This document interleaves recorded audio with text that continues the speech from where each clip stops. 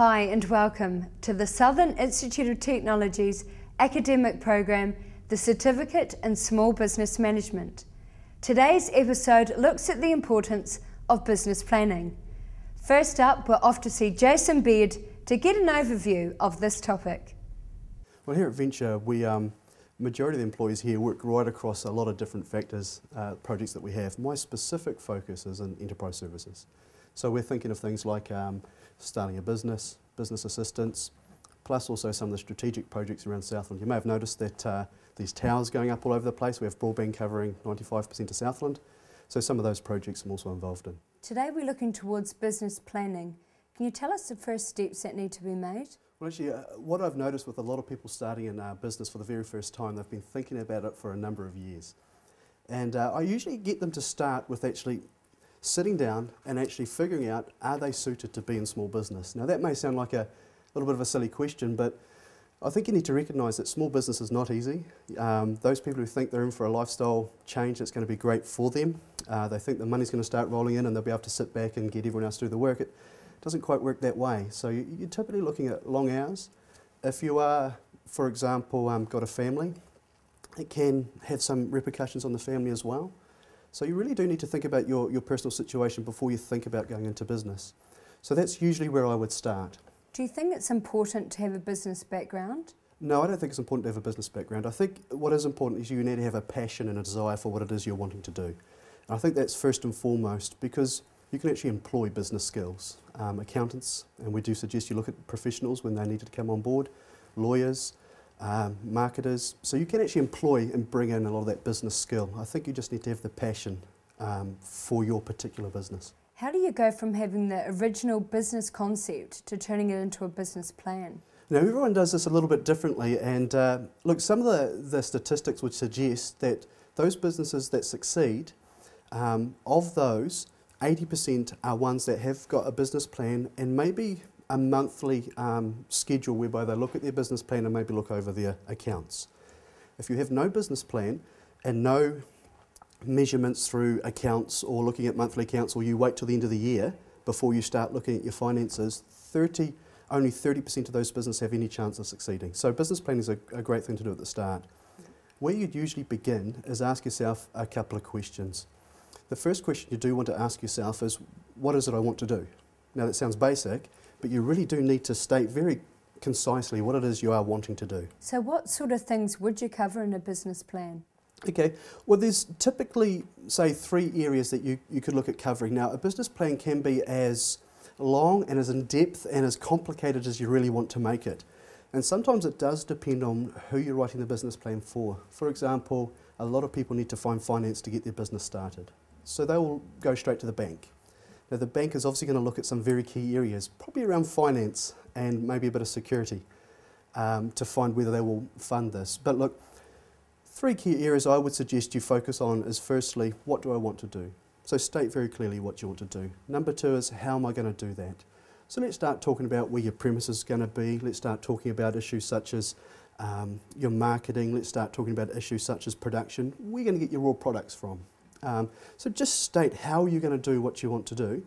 Then number 3 really is, now will I make $1? Now I know what I want to do. Now I know how I'm going to do it. Will I make $1 doing that? So that's when you start doing your cash flow projections, your profit and loss statements. Do you think it's a good idea to discuss it with a mentor or business advisor? Well, actually, I think that's fantastic. That's what you should be doing. And really, you can't discuss it to any depth until you do put it on paper. Because what I do find is most people have all these ideas in their head, and they've thought about them for many nights. They dream at night about saying goodbye to the boss and hello to my business, and they've got all these dreams in their head. But it's very hard to take all of those and sit and talk to somebody about it. Once you've got a business plan, you actually have something you can begin to work on, or you can begin to grow. Typically, your first business plan is going to highlight a few issues. Some of those issues may be gaps in what you understand and what you know, and you want to find those because you can fill those gaps. And it begins to allay the whole risk factor that you have of going into business. Look, I think personally with a business plan, one of the primary things I do like about a business plan is it's the process that's important. As you can appreciate, we live in a time when the world changes so quickly. Information technologies, things change a lot. So when you write your business plan, I think you've got to write it in mind that it's a living document. And it's the process that gets you to stop, take all the stuff up here, put it on paper in some sort of logical order, and then you can begin to move forward with it. And that process is invaluable. But at the same time, you don't know what's going to come around the corner. You don't know what will be the next person you meet who may give you an opportunity that you've never even thought of before. So when that comes, you may need to say, hey, look, this is an opportunity for my business, and it may take me in another direction. It may get me to, say, export to Australia. I never thought of that. I thought I was just going to supply the local market. That's a fantastic time to sit down and start saying, right, how am I going to do that? Do I have the resources? How do I get those resources? And let's put some action plans in place to make that happen. What do you find quite often people overlook when setting out business plans? I think when they sit down to put their business plan together, sometimes the real focus can be around the finances, and I understand that, and I understand that's probably the greatest area of risk, is around their finances. But also I find an area that's often overlooked or is not given its due is the marketing side of the business plan. How am I actually going to get my product or service to the market? Who is my market? We're starting to get into marketing here a little bit, but marketing definitely has to be part of your business plan. Just for example, we could have somebody who's got a fantastic hobby that they're trying to turn into a business, which is where a lot of small business starts. What often happens is they will come and write a business plan, and that business plan will focus on, firstly, the financial side of things, and secondly, they'll go into great detail about their product. So we'll take the good old widget, which is what's used in a lot of textbooks nowadays. The widget is what somebody is producing. It's just a generic product. They'll say, well, look, I know how to produce this widget. I'm the best widget producer in the world. I can make 30,000 widgets a month. So they do their business plan around that. Then they start talking about their finances, and they don't really start looking at the market. So all of a sudden they've got 30,000 widgets sitting in the back room, and they have got no way to sell those, or they haven't really thought of their marketing in depth to find a way to sell that product. What's the main purpose of having a business plan? Typically you're not going to do business yourself. Typically you're going to need other people to help you, and that business plan can act as a bit of a document to get other people on board with what you're doing. So I think it's important to note when you write your business plan, first and foremostly your first business plan I believe should be written for you, to allay your fears. Then the second one may be for the bank manager, which is quite typical. But that business plan is actually going to help other people get on board with your idea. It's going to help other people understand what you're trying to do. It's going to help other people really start adding value to your business as well. So that's where it can really add value. Would business plans change due to different sorts of service or products? There is no such thing as a one-size-fits-all business plan for every business. Every business is so different, firstly because of the products, but secondly because of your situation and circumstances. If you're one of these lucky people that have enough money in your back pocket to go start your business yourself, that's vastly different than somebody who's got a business with no money behind them who do need to get some funding. So there is no such thing as a one-size-fits-all business plan. There are templates out there you can access through the web. You could probably get some books from the library that would talk about business plans. We have templates here at Venture Southland that can begin to assist people through that process. Where can people go to if they need more help or advice in setting up business plans? There are a number of places that people can go to. Firstly, here at Venture Southland, we'd be keen to have a talk to people about the process about starting their business, and if we can help, we'd be more than willing to. Other places they can go to are, for example, their accountant, or find an accountant. There are many in the yellow pages to go and look. They can give you some great advice. You've also got places such as the Chamber of Commerce that may be able to give you some help along those directions as well. And obviously there's courses through SIT and through other places that can offer assistance in putting business plans together. It's time to look at our first business. Southern Directions is a Southland-owned business offering a wide range of career consultant services. Established only 3 years ago, Southern Directions has already expanded to a branch in Christchurch. Southern Directions is a company in Invercargill here that focuses on career development, assessment and professional development for businesses, individuals and people who are looking to go into employment. How old is the business? We're in our 3rd year. We started in April of 2005 and now we've ticked over into our 3rd year now, so so it's going quite well. And how has the business grown in that time? It's grown immensely. I started off originally as a small business. I started at home with an office, and now I'm here at 416 D Street, and I've now got 3 employees. I've got an office manager, I've got another consultant here in Invercargill, and I've now opened up an office in Christchurch. What was the initial process that went into planning the business? Well, the first thing is I've got a passion, and for anybody to go into business, they need to have that passion. A passion on an area that they have got a strength in. I've got a passion in career development and career in the career industry, and so prior to 2005, I spent 18 months analysing the market as far as career development goes and what was needed in the community and in the business market in regards to assistance in career development of staff or individuals, whether they've been made redundant or whether they've been looking for other alternative work, or those people who are unemployed and seeking work.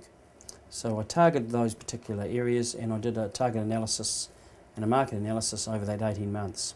So do you think it's crucial to do an analysis? Oh, definitely. You can't go into any business without doing that planning and doing that analysis of the market. Planning is crucial, right from your management planning through to your marketing planning and your financial planning. It's all got to be done prior to even starting to operate. What was the next step after doing the planning? The initial plan, once the initial planning was done and I developed my business plan, I then went through and incorporated my company, and of course you do your GST registrations, etc, etc, and then from there on I then started to market the company on particular areas that I knew from my target analysis that was requiring my services. For the first 3 months you've got to take some ownership of your business from the word go. So the first 3 months I didn't pay myself till I started to really build the business up to a point where I could operate and gather a drawing from that business for myself, but also develop the business further because I had a stable sort of work coming in. So that first 3 months is really key, and that's about approaching your target market, looking and talking to them. I've always had this philosophy that prior to sending out any mail to any business or potential business market, that you give them a phone call, a courtesy phone call, introduce yourself and say, look, I'm sending out some data about my company, and let them know that it's coming, and say, well, while I'm on the phone, is it possible that I could follow up and make an appointment there to follow up on that data that's coming to you? And that works very, very well, and particularly when you're starting up a small business. You mentioned you had an actual plan. How much time did you spend on that? Hours, and I mean, well, I could say weeks. I'm very methodical in what I do, and that's highlighted particularly in my business as well, and the services that we provide at Southern Directions. But I'm very particular about crossing the T's and dotting the I's and making sure that every aspect of business is covered. And that, as I said before, going from your management plan to your marketing plan to your financial planning, and in the financial planning, your forecasting as well. I'm really methodical in forecasting my targets for each month so that you can keep the business sustainable and operating and growing, because growth is important in any small business. Is the first 2 years is important, and that's, to me, I was warned that it would be the first 2 years will be hard. It was, but if you've got your management plan in place, you've done your homework as far as your financial planning and your marketing planning, and you're proactive and you're passionate about what you're doing, success will come. So how often would you revise it now? Well, firstly, my first management plan, I did a strategic plan within that for the first 12 months, and that was sustainable. I then wrote and analysed it and reviewed that plan for the next 3 years, and looking at that 3-year step. Well, I've had to review it since because my business has grown so much. So in the last year, I've probably analysed it twice. So being a business consultant, advising people, how much importance do you put on business planning? Oh, a lot.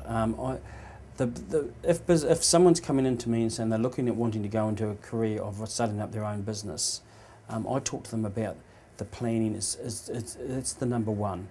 But to do your planning, you have to do those other hidden duties as well, or tasks as well, and that's where you're looking at the market. Analysing the market is the key to any good planning. You know, I've got some very valid competitors in the southern region, and I've analysed them. I know what they deliver. I know that they do a good job, and you know that sets the benchmark for any business to go and say, well, you're going to have to compete, or even go a step higher than that to compete. Do you think there are many differences between big and small businesses? Usually most smaller businesses start from scratch, and the backbone of the country business sector is predominantly small businesses. The bigger businesses, there's a bigger infrastructure where you've got expertise in various fields, from your accountant to your marketing manager to your sales manager to your planning manager, etc., etc. But in a small business, you are the person that's doing all of that. So, you know, you've got to be multitask, and they say that men aren't, but I'm sorry, but we are in lots of ways. So you've got to be, as a jack of all trades, as the saying goes. Do you think there are any areas of business that particularly need to be well planned? Oh yeah, definitely. Firstly is your management, how you're going to manage the business. You know, there are different styles of managing businesses, and it's up to the individual and how passionate they are, but how methodical they are, and just the way that they like to manage the business. There are rights and wrongs within those areas, but I think each individual will work that out for themselves due to their own circumstances. The second thing is certainly your marketing. You plan your marketing strategies is really important. There are lots of different ways you can market your company, and you've got to be cost effective. You've got to be able to sustain a marketing budget where you can go out there and market your business so that you can get that growth developing within the business structure. How do you monitor the services you offer? It's important for any small business to monitor all the services they offer by evaluating the service that they've supplied or offered to your companies or your other companies or clients. Quality assurance is very, very vital in the survival of any business, as 20% of your clients are the ones that's going to help your businesses be sustainable. So, you know, customer satisfaction, making sure that they're happy, where are the areas of improvement that they would like to see within the service you offer, and are there any other needs that they see fit that we could be able to offer them as well. It's all about getting a good partnership between yourself and your customers or clients. I personally think that's the key to any survival of any business. Our next business is the Southern Institute of Technology. SIT has been an education provider in the South for over 30 years, with currently around 5,000 students. SIT employs over 300 full-time staff. Well, SIT has been about since 1972, so about 35 years now. It started as a very small polytechnic, had a few name changes. It's been a polytechnic, a community college, and now an Institute of Technology. It's now almost 5,000 equivalent full-time students, so quite a big Institute of Technology with around 300 staff, equivalent full-time staff. What are some of the biggest changes that have occurred over that time? Well, there's been lots of changes really. The size, obviously, the numbers of students here, numbers of staff, but also the portfolio of programs. There's been a big change there. We started off mainly with community programs, and now we're right up to postgraduate degree level programs and postgraduate programs. Great. Within such a big business, how important is structure and planning? Well, planning's important, I think, in any business, regardless of the size and regardless of whether it's a public service business or a small family business. And there's lots of jargon and lots of business labels for planning, but basically it's just logically taking a look at your future and taking a look at what you're good at and where you might be able to move into. So planning has to happen almost constantly, really. A lot of organisations go off on big retreats for planning, and there's lots of big planning processes that people go through, strengths and weaknesses and opportunities and threats and all those sort of things. But in the finish, planning is just a logical approach to looking at your business and what you can do well and what opportunities there are there. Originally, what sort of business planning would have been done? At the very start, I imagine that things were just really getting off the ground and the organisation was reacting to whatever needs were there. And still there's an element of that, reacting to the needs of the community, because that's what we're here for.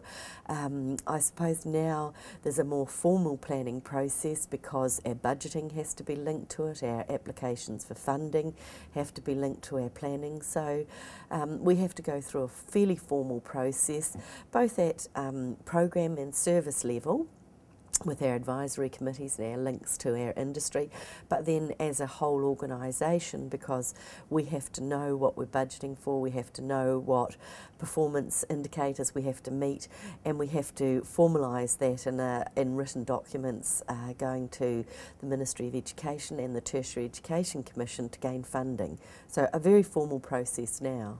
What are some of the differences between planning for big business as opposed to small business? Time and having to take the time to get buy-in at all levels. I suppose in a smaller company, particularly if it's a family business, you might be sitting around a dinner table planning. In an organisation this size, because we do devolve the planning and the budgeting down to the program manager or team leader level, we have to allow quite a lot of time for that to happen. So, for example, we are starting the process for the following year, usually about May of the year previous. So it's probably an 8 or 9 month process. How many people need to be involved with the planning process? Well, really as far as possible, because the tutor that's teaching has to know, has to be planning for what sort of equipment they need, what sort of software they need, what their program's geared to, whether their program needs to be changed slightly to meet industry needs. So they have to be doing that program that planning at a program level in our services, our library or our administration or our support services. They have to be planning again at that sort of frontline level as to what changes have to be made. And essentially what you're doing is gathering together all that micro planning that's done at the coalface level and accumulating that all up until it becomes a big picture plan for the organisation. So it doesn't start with the CEO deciding on a plan, it starts with lots of small plans from people who know their area, their subject expertise or their team. So that's how you build a plan up. What has been the key to growing such a successful business? I think having people involved in that planning phase is important, because it's not something that's coming down from the CEO or the senior management team. It's being built up from the people that are actually doing the work. And so it's important to take the ideas and the plans and the information from those people and build it up. I think that helps to make it successful. Obviously then the cost control also is important, but those things are linked hand in hand. You don't develop a budget separately to developing your planning process. So if you plan for new facilities, new equipment, a new program, then you budget for those things. So they're linked hand in hand, and so the person at the coalface who is teaching or running a service team, they've decided or they've put together the things that they've planned for, the budget has been linked to that, and so therefore they are monitoring that budget as well. So are there particular laws that need to be considered when setting up in business? I think, or I like to think, it's more of just a logical process, and yes, scale differs from a small business to a large one, and time frame might differ, but essentially it's logical. It's going through a logical process that you might do in anything in life, thinking out to the future of where you might want to go, thinking about what you have to do to achieve that, and then thinking of what it's going to cost you, both in financial or our resource terms. So to me it's a logical process rather than a set of planning laws and regulations and perhaps rigid structure to it. And I know some people do go through a very rigid process and a very rigid structure, and then you have beautiful thick plans that sit in a bookcase somewhere, but essentially the planning process is the important thing, not the document that you get at the end. We've met our businesses and found out how they go about business planning. So, what advice could they offer to avoid pitfalls? Some of the pitfalls in business planning is that if you're not methodical in doing a target market and analysing that target market on the areas that you want to focus on. Secondly is trying to do too much. You're better off to deliver quality than quantity. And third one is to make sure that you financially plan so that you are not continually drawing out of your business, but you're reinvesting into your business. I think the main pitfalls to look for are not involving people. If you don't involve people in the planning process, then you might get to the implementation stage and find that the people who have got to do the work actually haven't bought into it, don't agree with it, and you're going to strike all sorts of barriers and blocks being put in your way. And what's the biggest lesson so far that they've learned in business? The biggest lesson in business is not to take any work for granted. It's hard work getting the work in for your business and developing that business, so you need to be proactive and go out there, and if you have a quiet time, is to get out there and be proactive and target other markets, but not sit in the office and just wait for the work to come in, because that can be another area that can make your business fail. The biggest lesson I've learned in business is probably that everything takes longer than you expect, everything is more complicated than you expect, and most things cost more than you expect. So to have perseverance and to be able to work through all those things, because nothing will be straightforward. Thank you for watching the Certificate in Small Business Management. If you'd like more information about this course, you can contact the team at SIT on 0800 SIT to Learn.